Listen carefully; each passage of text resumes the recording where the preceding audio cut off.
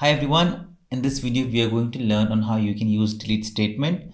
Delete statement is used to remove one or more rows from table based on a condition, and it is commonly used when data needs to be removed permanently from the database.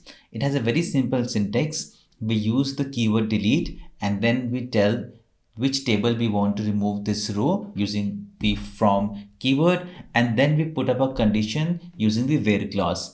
Now, if we do not put the where clause, all rows will be deleted and you should be very cautious about it. So let us go back to our PG admin and look at the tables that we have been using. So let us look at the select star from job. Here we have job ID and job name. So let us go ahead and maybe add one more value, that is insert into job table. And if you can see, job ID is the primary key column which is of the type serial, so we need not add the values in that column because it is auto increment. So we are just going to add the job name, and in the next line we are going to say values, and then finally here we are going to add one more job name, and it could be maybe a tester.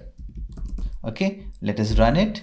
It says query run successfully, and now let us look at the job table. We now have a new job name that is of tester. Okay, so let us try to actually remove this column, and how we can do it. We are going to use the keyword delete, and then we are going to say from table name, and if we just run this, it is going to delete all the values and the rows that exist in this table. But we don't want that. We are going to say where job name is equal to, I think it is tester. Yeah, we can see in the data output, we are going to say delete job name where job name is equal to tester, and just the way we learned that we can have the returning columns or rows that we want. So we can gonna say returning job ID and job name. This way we know which value has been, which row has been deleted. So let us run it. So we can see that it has returned job ID 3 and job name and tester,